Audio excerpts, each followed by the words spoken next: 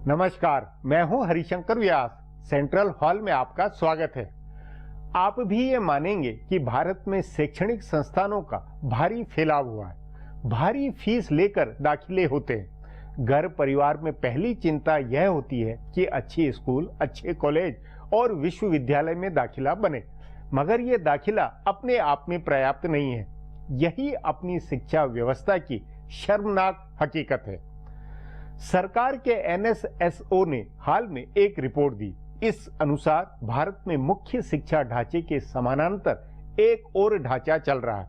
यह ढांचा private coaching और ट्यूशन का है। 7 करोड़ छात्र ट्यूशन व कोचिंग लेते हैं। सर्वे के अनुसार भारत में आम परिवारों का जितना कुल खर्च है उसका 11-12% प्राइवेट कोचिंग या ट्यूशन पर जाता है।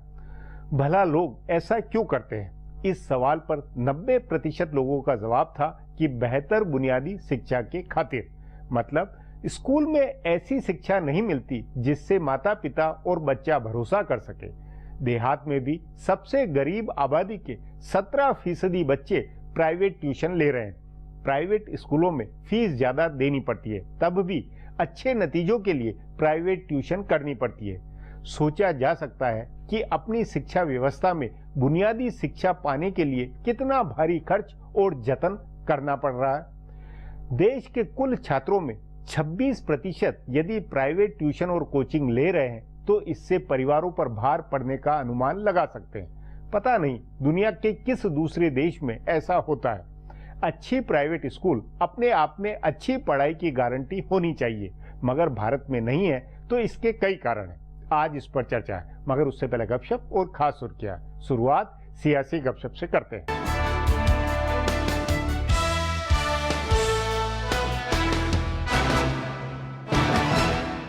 उत्तर प्रदेश में बीजेपी वजारत आलिया का दावेदार पेश नहीं करने जा रही है। पार्टी के माहिरीन जराये के मुताबिक नए सूबाई सदर केशव प्रसाद मौर्य की कमान नहीं पार्टी इंतखाब लड़ेगी। बीजेपी के लिए सोशल इंजीनियरिंग कर रहे रहनुमाओं का कहना है कि इंतखाबात जीतने के लिए गैर यादव पसमानदा बिरादरी का पोलराइजेशन सबसे ज्यादा जरूरी है। जिस तरह से कल्याण सिंह की कमान में बीजेपी ने पसमानदा तबकों की पॉलिसी बनाई थी, या मध्य प्रदेश में उमा भारती की कमान में पोलराइजेशन हुआ था, उस तरह का माहौल बनाना है। और ये महज इत्तेफाक नहीं है कि केशव प्रसाद मौर्य को सदर बनाने के लिए सबसे बड़ी हिमायत उमा भारती ने की है। साथ ही ये भी बहस चल रही है कि कल्याण सिंह गवर्नर के ओहदे से मुस्ताफी होकर सियासत में सरगर्म हो सकते हैं। बहरहाल अगर कल्याण सिंह के लौटने के इम्कान कम हैं, फिर भी सूबे में उनके और उमा भारती के नाम से और केशव प्रसाद मौर्य के चेहरे से पार्टी गैर यादव पसमानदा गोलबंदी करेगी। पार्टी जराये के मुताबिक जिस तरह की गोलबंदी सपा और बीएसपी के पीछे हो रही है, उससे आला बिरादरी के वोटर अपने आप बीजेपी के साथ जुड़ेंगे। 3-4 आला बिरादरी के चेहरों के दम पर पार्टी अपने स्कोर वोटर के ग्रुप को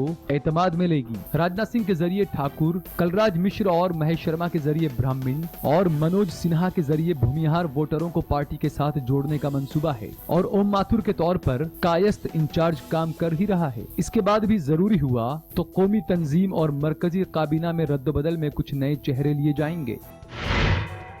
बिहार के वजीर आला नीतीश कुमार की वजीर आजम बनने की ख्वाहिश पुराने हामियों के साथ टकराव की वजह बन रही है। इस ख्वाहिश की वजह से अरविंद केजरीवाल से उनकी दूरी बढ़ रही है, तो कांग्रेस के साथ भी आने वाले दिनों में कशीदगी बढ़ सकती है। कांग्रेस के कई रहनुमा इस बात के इम्कान देख रहे हैं कि नीतीश की ख्वाहिश अगले इंतखाबात में राहुल गांधी को नुकसान पहुँचाने वाली हो सकती है। तभी कांग्रेस के सीनियर तर्जुमान और साबिक मरकजी वजीर आनंद शर्मा ने party general secretary Digvijay Singh के बयान को खारिज किया। दिग्विजय सिंह ने हैदराबाद में सहाफियों से कहा था कि कांग्रेस पार्टी बीजेपी मुखालिफ महाज के तौर पर नीतीश कुमार के साथ कौमी इंतखाबात में काम करने को तैयार है। इसके फौरन बाद सोनिया और राहुल गांधी से पार्टी के 3 रहनुमाओं ने बात की और आनंद शर्मा से बयान देकर दिग्विजय सिंह की बात को मुस्तरद किया गया। दरअसल कांग्रेस यूपीए बनाकर आम इंतखाबात तो लड़ना चाहती है, लेकिन उसमें मफाहमत का मॉडल पुराना होगा, यानी सूबों में इलाकाई पार्टियां ज्यादा सीटों पर लड़ेंगी और आम इंतखाबात में कांग्रेस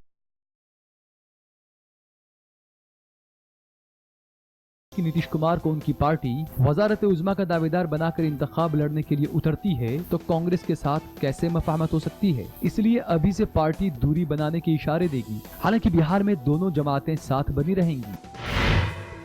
मरकजी हुकूमत और बीजेपी के पार्लियामानी मैनेजरों ने ऐवान के बजट इजलास में कोई कानूनी कामकाज होने की उम्मीद छोड़ दी है। वजीर आजम ने भले ही सऊदी अरब में कारोबारियों के एक इजलास में कहा कि जीएसटी जल्द ही पास होने वाला है, लेकिन जिस तरह से इलाकाई जमातों के साथ बीजेपी का टकराव बढ़ा है, उसे देखते हुए ऐसा नहीं लग रहा है कि हुकूमत 25 अप्रैल से शुरू हो रहे बजट इजलास के दूसरे हिस्से में इसे पास करा पाएगी। कुछ ही दिन पहले हुकूमत के एक सीनियर वजीर ने सेंट्रल हॉल में कहा था कि सीबीआई के निशाने पर आ चुके या आने वाली जमातों के रहनुमा जीएसटी की हिमायत करेंगे। शारदा चिटफंड और नारद के स्टिंग ऑपरेशन में तृणमूल के कई रहनुमा फंसे हैं। वजीर आजम नरेंद्र मोदी और बीजेपी सदर अमित शाह दोनों ये इश्यू उठा रहे हैं, लेकिन ममता के करीबी जराये का कहना है कि वो इस डर से आइंदा इजलास में जीएसटी की हिमायत नहीं करेंगी। हमला असली हो या दिखावा हो, लेकिन ये तय है कि इंतखाबात के बीच में वो हुकूमत के साथ नजर नहीं आएंगी। इसी तरह तमिलनाडु में बीजेपी सदर अमित शाह ने वजीर आला जयललिता पर बेहद तल्ख हमला किया। उन्होंने कहा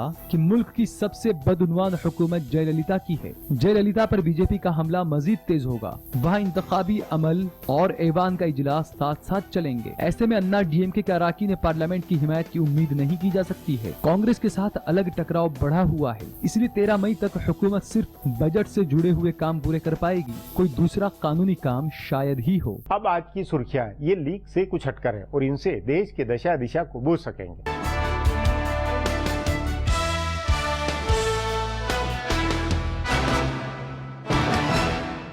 सनअतकार विजय माल्या पर ईडी ने शिकंजा कसना शुरू कर दिया है। आज विजय माल्या का पासपोर्ट रद्द कर दिया गया। दरअसल ईडी ने वजारत खारजा से विजय माल्या का पासपोर्ट रद्द करने का मुतालबा किया था। इससे पहले ईडी मनी लॉन्ड्रिंग केस में माल्या को पेशी के लिए 3 बार नोटिस जारी कर चुका है, लेकिन माल्या ईडी के सामने पेश नहीं हुए। ईडी अब अदालत जाकर विजय माल्या के खिलाफ गिरफ्तारी वारंट जारी कराने पर गौर कर रहा है। ईडी ने विजय माल्या के खिलाफ prevention of money laundering act के तहत मामला दर्ज किया है। इस एक्ट के तहत किसी मुलजिम को ज्यादा से ज्यादा 3 मरतबा ही हाजिर होने की छूट दी जा सकती है। माल्या को ईडी ने 18 मार्च, 2 अप्रैल और 9 अप्रैल को ईडी के मुंबई ऑफिस में मौजूद रहने का सम्मन दिया था। गौरतलब है कि 9,000 करोड़ रुपए का बैंक कर्ज न अदा करने वाले विजय माल्या मुल्क से फरार हैं।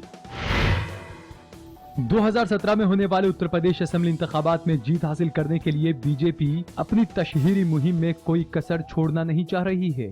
अभी हाल ही में उत्तर प्रदेश बीजेपी के नए बनाए गए सूबाई सदर केशव प्रसाद मौर्य को वजीर आजम नरेंद्र मोदी के पार्लियामानी हलके वाराणसी में बीजेपी हामियों ने एक पोस्टर में भगवान श्री कृष्ण के तौर पर दिखाया है। मौर्य को श्री कृष्ण के तौर पर दिखाया गया ये पोस्टर जल्द ही सोशल मीडिया पर वायरल भी हो गया है। जिस तरह से महाभारत में द्रौपदी का कौरवों ने चीरहरण किया था, उस वक्त श्री कृष्ण ने द्रौपदी का दिफा किया था। उसी तरह बीजेपी के पोस्टर में भी कुछ ऐसा ही दिखाने की कोशिश की गई है। एक पोस्टर में बीएसपी, सपा, कांग्रेस और एआईएमआईएम के रहनुमा उत्तर प्रदेश का चीरहरण कर रहे हैं और भगवान श्री कृष्ण के तौर पर केशव प्रसाद मौर्य खड़े हैं। वाराणसी में केशव प्रसाद मौर्य को श्री कृष्ण बताने वाले पोस्टर जगह जगह लगा दिए गए हैं। पोस्टर में ऊपर वजीर आजम नरेंद्र मोदी और बीजेपी के कौमी सदर अमित शाह की भी फोटो लगाई गई है।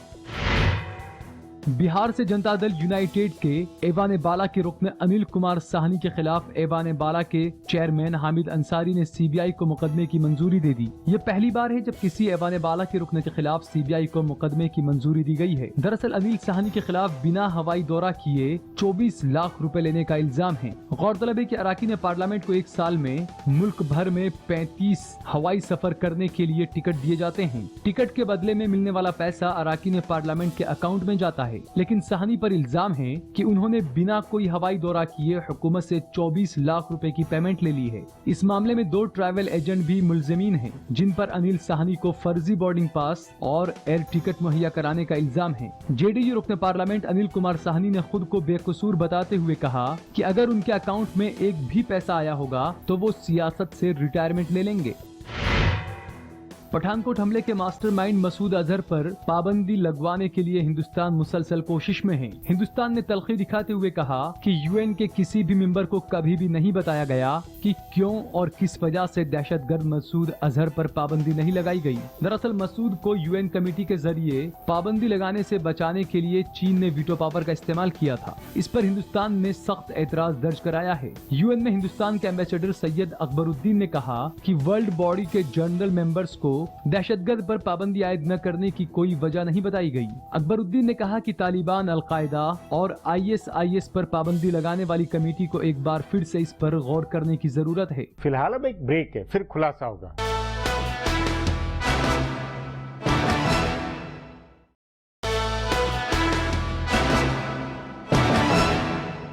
ज्यादातर परिवार आम शिक्षा के पूरक के रूप में अपने बच्चों को ट्यूशन और कोचिंग करवा रहे हैं। इसकी जरूरत शहर, गांव, अमीर, गरीब सभी महसूस करते हैं। क्या कभी केंद्र या राज्य सरकारों में यह विचार हुआ कि जब महंगी प्राइवेट शिक्षा का ढांचा बना है तो फिर ट्यूशन कोचिंग का समानांतर ढांचा क्यों? इस पर आगे चर्चा करें, उससे पहले देखें मेरा ये खुलासा।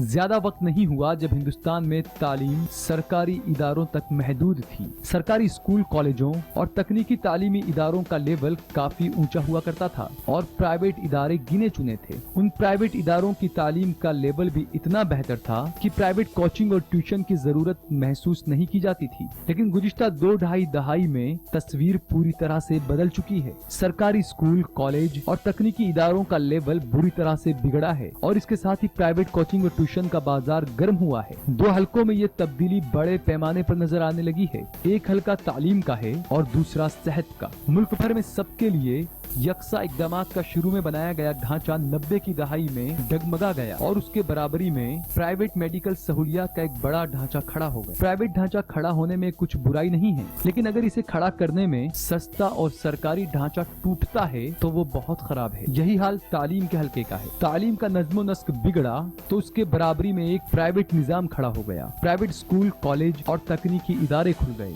लेकिन इनकी पढ़ाई का लेवल भी ऐसा नहीं रहा कि तलबा को प्राइवेट ट्यूशन लेने की जरूरत न पड़े। हाल में एक इदारे ने मुल्क में तालीम के हालात पर एक रिपोर्ट जारी की है। इससे पता चलता है कि प्राइवेट इदारों में तालीम लेने के बावजूद तलबा प्राइवेट कोचिंग कर रहे हैं और ट्यूशन ले रहे हैं। हैरान करने वाली बात है कि ट्यूशन का चलन नर्सरी की क्लास से हो जा रहा है, यानी नर्सरी और प्राइमरी की क्लासों में भी ऐसी पढ़ाई नहीं हो रही है जिससे लोग उस पर यकीन कर सकें। मुल्क के मुख्तलिफ हिस्सों में कोचिंग के इदारे खुल गए हैं। तकनीकी इदारों में भी दाखिले के लिए तलबा इनकी मदद लेते हैं। गुज़िश्ता दिनों एसोचैम ने एक सर्वे कराया था जिसके मुताबिक बड़े शहरों में प्राइमरी स्कूलों में 87% और हाई स्कूलों के 95% तलबा प्राइवेट ट्यूशन लेते हैं। छोटे शहरों, कस्बों और गांवों में ये तादाद कम है, लेकिन वहाँ भी तेजी से इसका चलन बढ़ रहा है। एसोचैम के अंदाजे के मुताबिक प्राइवेट ट्यूशन और कोचिंग का हिंदुस्तान का कारोबार करीब 2.5 लाख करोड़ रुपए का है। इसकी शुरुआत 90 की दहाई में हुई थी, लेकिन गुज़िश्ता 10 साल में इसमें जबरदस्त इजाफा हुआ है। 2006 से लेकर 2016 तक प्राइमरी स्कूल के ट्यूशन लेने वाले तलबा की तादाद में 100% का इजाफा हुआ है। हाई स्कूल के तलबा में ये इजाफा 95% का है। माहिरीन का मानना है कि ये बाजार अभी बढ़ रहा है और गुज़िश्ता 5 साल में इसके बढ़ने की रफ्तार 35% सालाना रही है। हैरान करने वाला एक और सर्वे ये है कि स्कूल की फीस के मुकाबले ट्यूशन फीस अब ज्यादा हो गई है। अगर औसतन एक तालिब इल्म की स्कूल की फीस 1000 रुपए महीना है तो ट्यूशन की फीस औसतन 2000 रुपए है। यानी स्कूल में जिन उस्तादों से तलबा कम पैसे देकर पढ़ते हैं उसी से ज्यादा पैसे देकर ट्यूशन पढ़ते हैं। हिंदुस्तान हुकूमत तालीम से जुड़ी हुई अपनी नई पॉलिसी बना रही है। उससे पहले NSSO या दीगर इदारों से कराए गए सर्वे से जो सच्चाई जाहिर हुई है, हुकूमत को उस पर गौर करना चाहिए और सबके लिए यकसा तालीम की पॉलिसी को आगे बढ़ाते हुए स्कूली तालीम और कॉलेज व तकनीकी इदारों की तालीम के लेवल में सुधार कराना चाहिए। अब एक ब्रेक है, उसके बाद शिक्षा व्यवस्था के गोरख धंधे पर चर्चा करेंगे।